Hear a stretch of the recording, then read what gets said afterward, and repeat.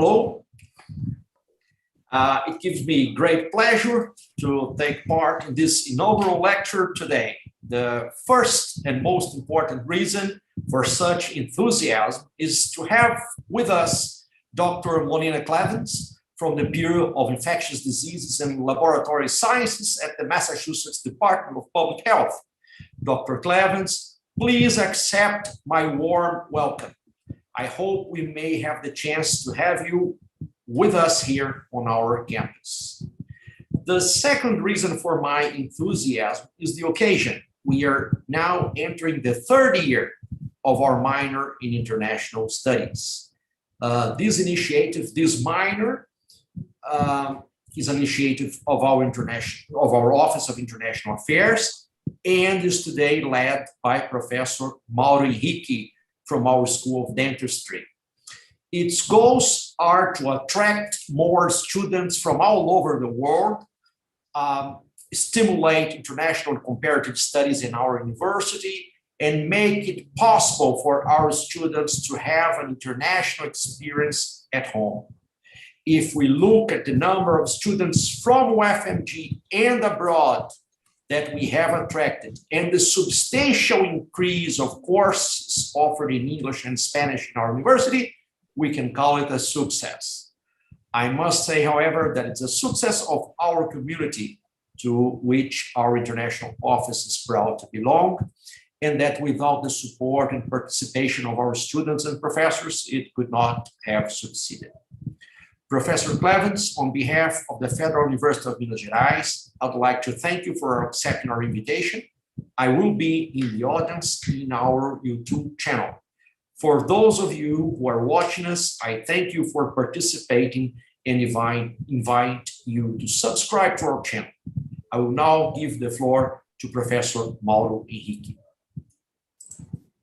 Thank you, Professor Aziz Saliba, for the presentation and for organizing the Office of International Affairs. I'm really very happy with this lecture today from Monina Clevens. Monina Clevens is currently the Director of Research and Evaluation at the Bureau of Infectious Disease and Laboratory Science at the Massachusetts Department of Public Health. She graduated from SUNY Buffalo School of Dental Medicine and completed a residency in dental public health at Harvard and became a diplomate in dental public health in 1995. Her career in infectious disease epidemiology started at CDC's Epidemic Intelligence Service Program and included immunization, HIV/AIDS, viral hepatitis, and healthcare-associated infections. She has published a lecture in the US and abroad, and she is also a member of the Society for Healthcare Epidemiology of America and a fellow of the Infectious Disease Society of America. Beyond her brilliant CV, she's also my friend. So Monina, thank you for being with us today and for giving us the opportunity for listening your experience fighting against COVID-19 in the US. Thank you both. It's an honor. Boa tarde a todas e a todos. I apologize. That's the extent of my ability in Portuguese. I really wanted also to say that I'm sorry for all of the individuals who have lost a friend or a family member because of this infection. And I'm so pleased that this is a topic of conversation and of learning. So if I can have my first slide, please.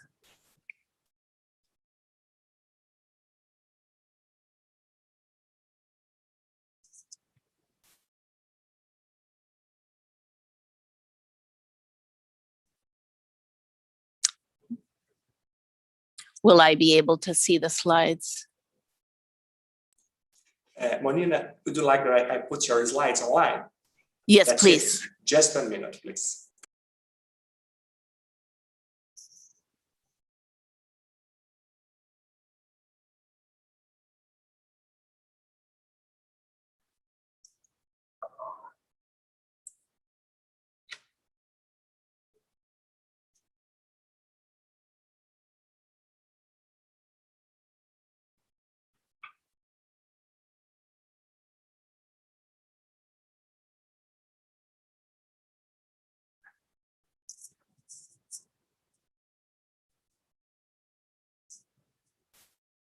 That's perfect. Thank you very much. Okay, if we can go to the next slide then, please. These are my disclosures. I have no affiliations with companies or any of those that could potentially serve as a conflict of interest. I also don't represent either of the organizations that I belong to. These are my opinions and my reflections. Next slide, please. The way I think I want to divide the presentation is basically in these 4 parts. First, to talk slightly about the structural context for the response to an infectious disease emergency, in this case for COVID. I think the applications of lessons from HIV pandemic will only come from having experienced early the HIV epidemic also, and allows sort of some comparisons that I will share with you. Then I want to move into the response and perspective from one US state in which I live and work, and that is the state of Massachusetts. And then to wrap up with some conclusions. Next slide, please. There are many agencies at the country level that have a role in a public health response of any nature. The Centers for Disease Control is the one that we usually turn to and where I trained and worked for many years, because infectious diseases in this situation is something that people at CDC do every day and prepare for. The collaborations also are very strong with the US Food and Drug Administration, but their role is slightly different, where they ensure the safety of the devices and medications and some of the food that are distributed in the country. The National Institutes of Health, which is very much responsible for basic research and moved forward in the area of vaccine and therapeutics, such as monoclonal antibodies. And then you might be surprised to see the US Bureau of the Census on this slide, but in fact, they initiated a survey that has been very useful to states by trying to quantify the economic impact of the pandemic on people's individual ability to live and work. Next slide, please. So because there was a delay and because of some timing problems that created a lack of leadership at the level of the country, we were fortunate that there were many non-governmental institutions that stepped up and provided different components of pieces, especially of information that were necessary for people to be able to understand what was going on and change their behavior accordingly. So in the upper left, you'll see Johns Hopkins had been preparing for a pandemic for years, and it was very clear from how they were able to disseminate information quickly, accurately, comprehensively, that they have been the source of a lot of the information and statistics that people are using. You can visit any of these websites and see where we are today. The second one I want to mention is also the one where the graph is under in the middle right side of the screen. Thank you. And that is the Forecast Hub.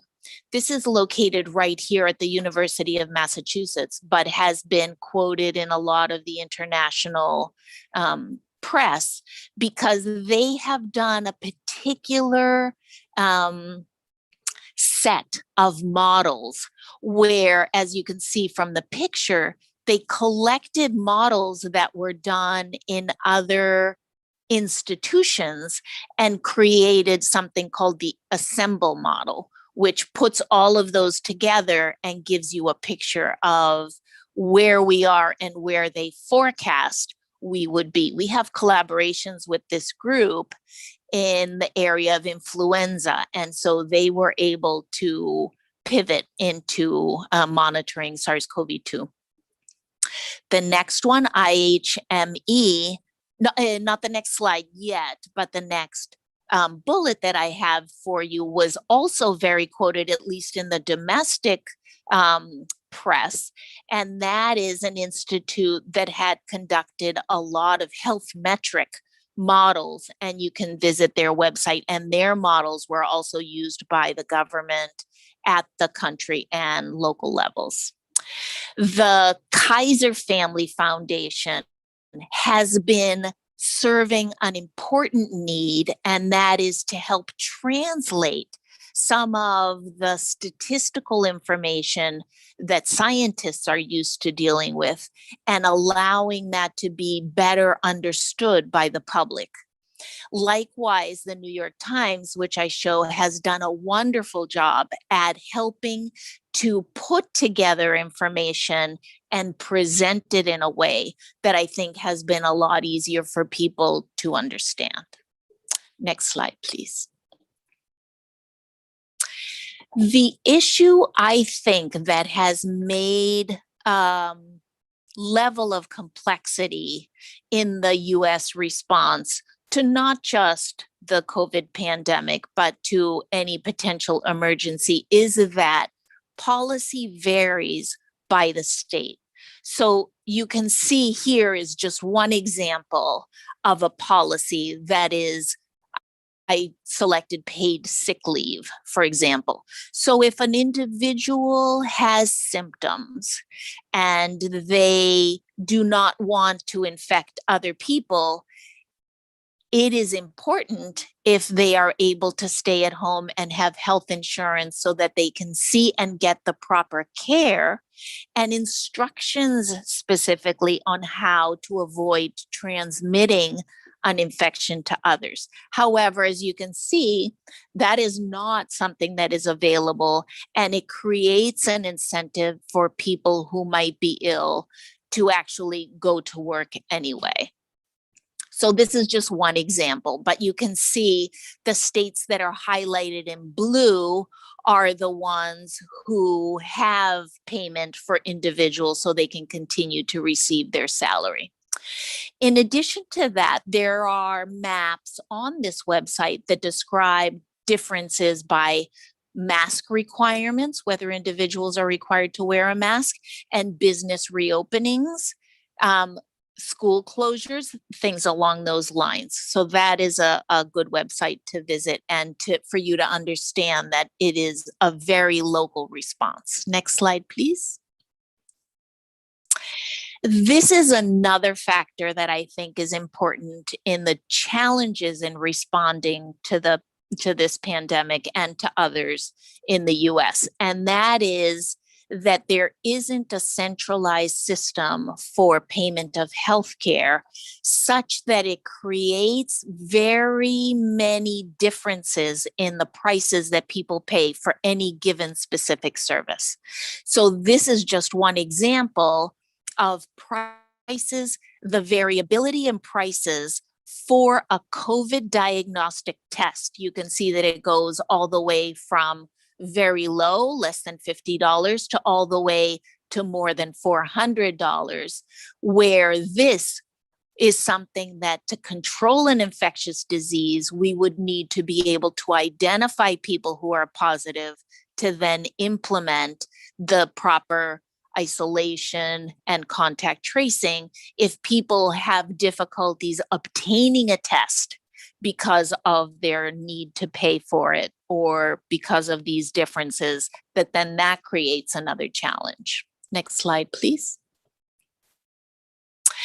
This is something that I wanted, especially because I know many of you are very young, that it helps to have some perspective and remember what worked in other situations. So, for example, tools that were used in the HIV epidemic have been very useful for the SARS-CoV-2 epidemic here. An example is case-based reporting, where we count individuals who become infected.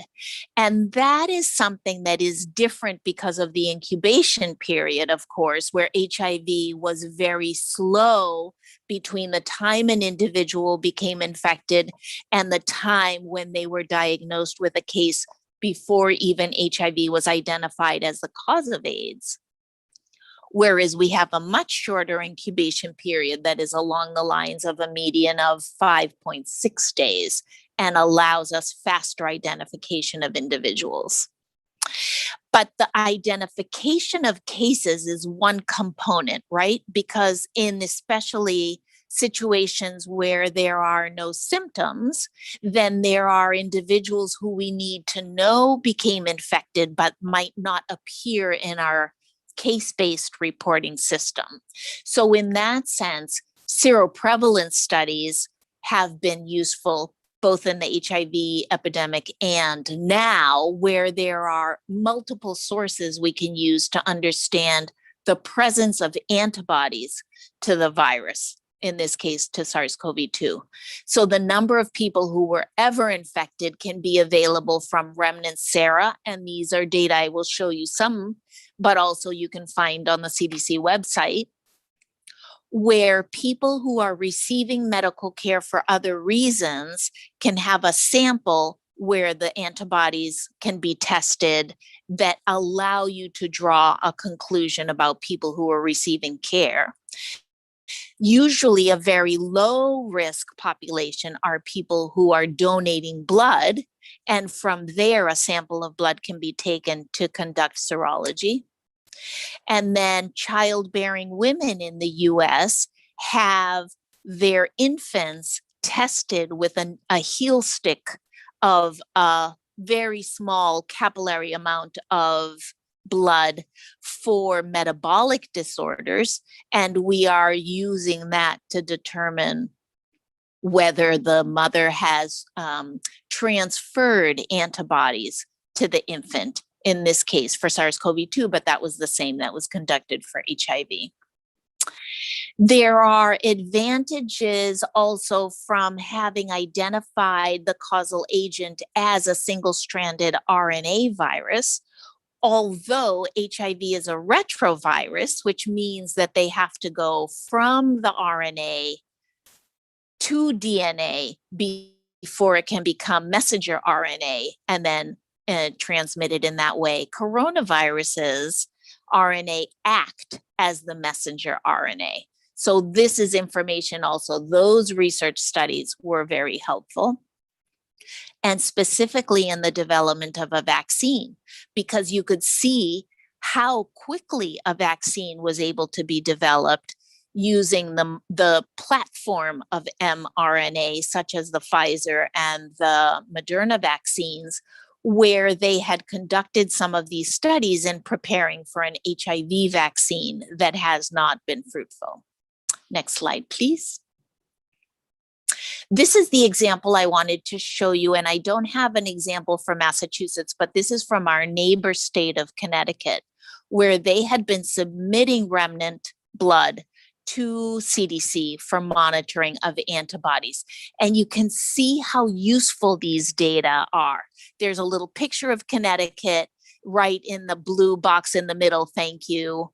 And it explains the number of samples that are collected, but it also stratifies that information by age on the lower left and by sex on the lower middle, so that you can see that there are differences in the seroprevalence. So young people, we can see, for example, less than 1% had antibodies, which means ever history of infection, as opposed to 50 to 64-year-olds, where that number was more along the lines of 8.1%.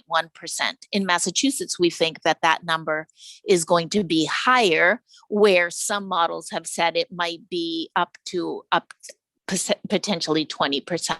And then you can see on the right side that there are trends over time, because you would expect, as antibodies from an infection decrease and wane and other populations are picked up, this isn't a longitudinal, but rather because people are continuously accessing care, that the picture every day can put together a trend along these lines. Next slide, please. I wanted also to highlight everything that we're using is not old. There are a lot of new methods that have been brought into science and are available in helping us defeat the COVID pandemic. And this is an example of a site that I love that is called covariance.org. And it explains the complexity of the mutations that have been observed. And of course, the more transmission that is occurring, the more mutations we would expect. This group allows you to see, not only to understand what's going on, but also has information per country. So you can look and see what's going on more locally. Next slide, please. Another new methodology is the use of variants at the national level, monitoring clinical specific cases. In the US, CDC has been supporting an expansion of sequencing of the virus in this area. More traditionally, sort of the older method was that sequencing has been used in foodborne outbreaks, but respiratory viruses was not something that we had done routinely. CDC is now supporting all of these areas to conduct more in-depth sequencing so that we can monitor over time how those variants have changed. And you can visit the website to get something more up to date, but you can see the distribution. For example, when I took this picture, I think this was earlier this month, that the bulk of the cases that we've been observing more recently were the variant from what we were calling the UK variant, the B117. But of course, that varies by area. So you can see across the country that there are differences. So the Northeast is region 1, where we are located, has other, a different distribution where it doesn't look like even half were the UK variant, as opposed to, for example, on the West Coast, a different distribution. Next slide, please. This is something that I wanted to share with you that I think is very exciting, and that is using wastewater as a source of monitoring viruses in the environment, where in Africa it had been used to monitor poliovirus, especially in places where clinical testing might be challenging. The National Wastewater Surveillance System is a new infrastructure that CDC is supporting, and that is being conducted in Massachusetts as a way to pick up information on the distribution of the virus in a whole community without regard to how many people are accessing testing.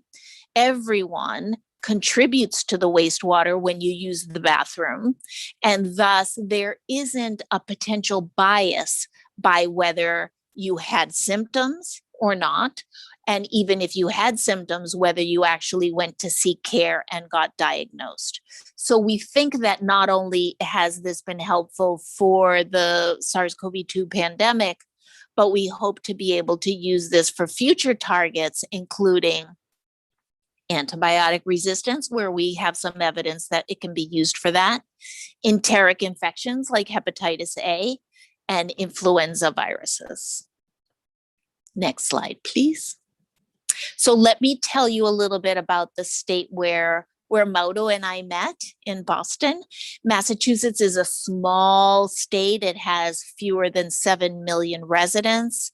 It's in a small area in the Northeast. The capital is Boston. And I have some information on the economy where healthcare is a very big part of the economy in Massachusetts. The other is science and professional services. Those are those two green lines that you can see in the upper part. And then education, which is important, is one of the orange lines that's more like in the lower third, that has been increasing also, but is another substantive. So I think Massachusetts is unique in this way. Next slide, please. And the way surveillance is conducted for infectious diseases in Massachusetts is that it uses several different components so that we have a picture that includes a spectrum that then can be triangulated. I mentioned before the traditional methodology is case reports, but that requires for people to come to care. What's new, as I mentioned, I already told you about the wastewater surveillance, but there are some other ones that are worth mentioning. So this, I should explain the pyramid. I'm talking about community level, which is at the bottom, means that this is the broadest metric that we would be able to pick up in the population, whereas not all of the infections in the community result in a healthcare visit. For example, if someone has asymptomatic infection, right? So then they wouldn't go to the doctor and get tested and diagnosed. Then a smaller set of the population not only has symptoms, but also those symptoms might be severe enough that they would be hospitalized. We have a source of data that we feed monthly, that is the number of individuals who are hospitalized. During the peak of the pandemic, this was coming in daily. And then another outcome that we hope is never a complication of infectious disease, but in this situation has been, are the number of deaths. And those are monitored through a different system every day. So together, all of these sources give us a very good picture of what is happening. New contributions to these sources of data are the outpatient electronic records, where now there are partnerships with certain outpatient settings where we can receive feeds electronically without going back retrospectively, which causes delays. So these can be in real time. Syndromic surveillance of emergency departments is also something new, where all of the emergency departments in Massachusetts are participating, and they send us information about all of the visits to the emergency department. And that feed occurs several times a day. So you'd be able to pick up on something that would be a disaster as long as people are coming to the emergency departments. And then the last one on that list, because I already told you about wastewater, is the statewide prevalence and incidence in Massachusetts, where we're conducting for the first time a study that uses a sample framework of people's addresses and then asking them to participate in a survey and to provide samples that will allow us to calculate whether they were ever infected by looking at antibodies, and if they are currently infected by looking for the virus through a PCR. Next slide, please.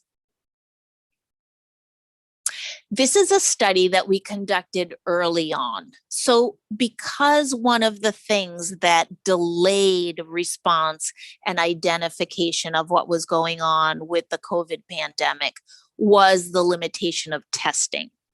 So because we weren't early in the pandemic aware that there was transmission that was occurring before symptoms had occurred, there was a selective amount and the availability of testing. There was a selective amount of testing going on. So what this study did was to look and see how well people had access to testing and how did that influence the number of cases that were detected. So you can see in some places, if you look at the colors, where there was high testing and high incidence, more in the eastern part of Massachusetts, as opposed to low testing and low incidence, which is in the blue. So by understanding how this is occurring regionally and understanding the limitations of the availability of the testing rate, which is the middle map, that allowed us to know whether there were enough tests that were available for people to even detect any new clusters that were occurring. This is currently in press, should be published soon. Next slide, please.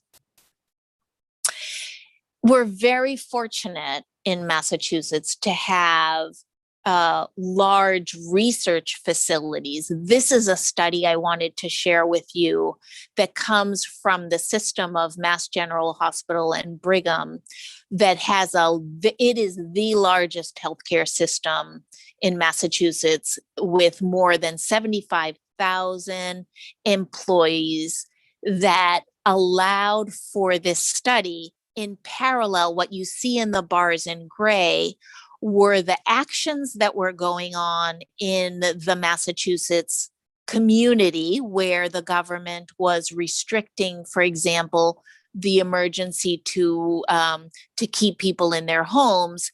At the same time, because there was a lot of concern about the availability of masks and the effectiveness of masks, that this study at Mass General put in parallel how you can see on the pink side, that curve that is increasing quickly, that is the slope of how quickly healthcare workers in the whole organization were becoming infected with SARS-CoV-2. So they implemented universal masking, not just of the healthcare workers, but also of patients as they walked in the door. And you can see on the green side how they were able to control infections among healthcare workers. They were very affected and reached up to about 13% of healthcare workers that were becoming infected. At the peak, I think it was even 21 on the left. Next slide, please. This is another study I wanted to share with you, and that is the benefit of having, strong research institutions in Massachusetts. So these collaborators found that a lot of the distribution of disease, of the transmission of disease that happened in Boston and in Massachusetts occurred from very few introductions of the virus. Specifically, you can see in the table in the lower left that there were many introductions they had, but from the analysis and the clusters that you can see in the upper right, most of the disease that occurred in the state came from two main sources. So that's why they're talking about super spreader events, where one of them was in a long-term care facility, and the other one was an international conference. And they were able, using sequencing and other methods, to work back to find out how else these were distributed, and found that some of these cases reached across the US and some internationally. Next slide, please. We are in a different place right now, and the vaccine is available and free.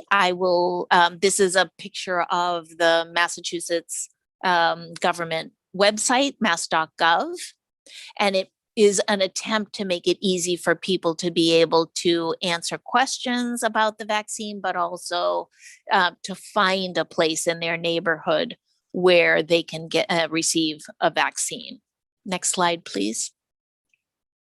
And this is a monitor to show that Massachusetts is doing, this is at the beginning of June, but we are doing very well in vaccinating our community, where at least one shot had been received at that time by almost 70%. And fully vaccinated, we were still at least over half. And we should be in the US overall, but Massachusetts was ranked third in the country. So again, this reinforces that information that it is very state specific, isn't it? But so we're doing well so far. Next slide, please. I also wanted to show you that how data have been shared with the public has changed over time.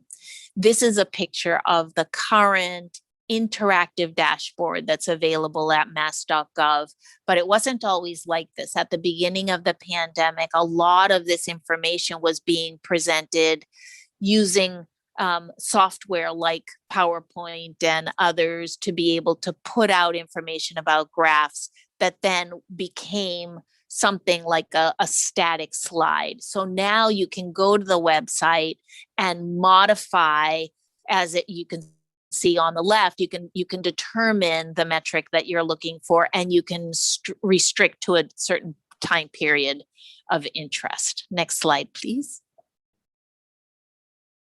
This is the most recent launch. It just started this past week. And this is, my understanding is that Massachusetts is the first to implement this. And this, I think, will especially become handy as we move into the fall. Whereas it is a system that provides electronic notification using the pings on people's telephone and the information about how their mobility changes over time, whether they were close to someone who then became infected or not. It supplements and supports contact tracing, but it doesn't require the manual label that routine, traditional infectious disease contact tracing requires. This is something that will give information to the individual and they can modify their behavior accordingly. Next slide, please. So in conclusion, I hope I explained that the response from the US was very much given by the context that is not only requiring a lot of different collaboration across multiple agencies, but that is also very state specific and different by state. That there are tools and lessons that we can learn from previous pandemics, like the HIV, but also from influenza, that can be used and help contribute to the control of COVID-19. Another conclusion is that I showed you that there were collaborations and a lot of creativity and resourcefulness across governmental and non-governmental organizations that helped support the response in Massachusetts, the modelers here and many others. But still, we need to remain vigilant. The continued monitoring and flexibility, I think, is necessary in the future response because we're not clear. We're not certain about what is going to come. We can prepare and prevent, but we have to be also prepared to respond. So with that, I think that is my last slide. If there are any questions, I don't know if we have time.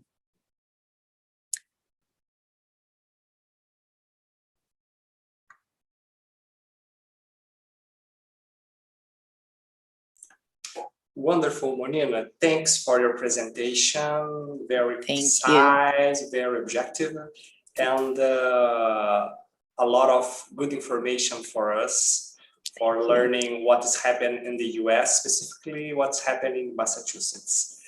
We have some questions. If you have time, I would love to present the questions from you. They are sending from the YouTube.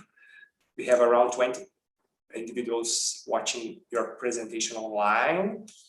And the first one is Alex. Alex said, some wings of the Brazilian government insist to minimize the impact of COVID-19. Thus, the population gets confused about whether or not to use a mask and to keep social distancing. How to effectively combat this negationism? This is such a good question. And we had the same problem. Everyone, I think the lesson learned is that one solution doesn't fit all of the needs, and that information is communicated not only in the way the message goes out, but the way it is received. And so I think that there isn't one way that you can communicate this. You have to speak to different audiences at different levels. We have exactly the same. There is confusion, and it wasn't necessarily because public health had all the answers. Quite the opposite. It was not having communicated that we didn't have all of the answers. And I think that continues because we still don't have all of the answers. So finding effective communication mechanisms, I think, is a challenge for all of us. And I hope that we can learn to use some of the new tools available to us. I think we have been learning about how to use the internet a little bit better, at least in dissemination of data, by allowing users in the dashboard to control what they're looking for rather than trying to assume and put something out there.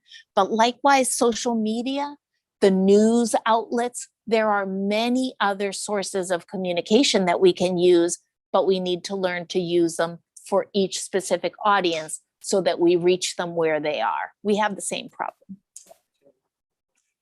Ana Carolina is asking if the program for vaccination program, if this program, it's a national plan, or do the states have a broad autonomy?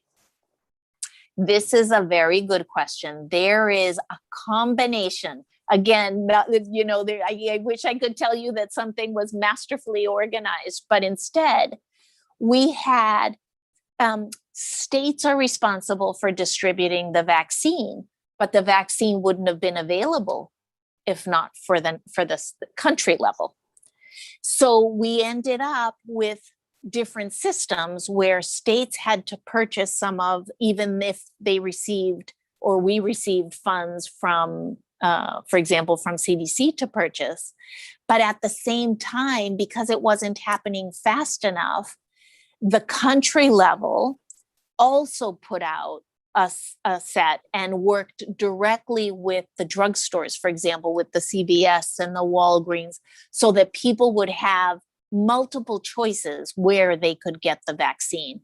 And I think that went very well in Massachusetts, where the rollout happened quickly through both of the systems, through the state-specific system of partnership with the healthcare services, and the federal level, where it was distributed through their partnerships with the drugstores so that people in their neighborhoods could go to a pharmacy and get a vaccine. So again, it's a collaboration and a mixture in the response.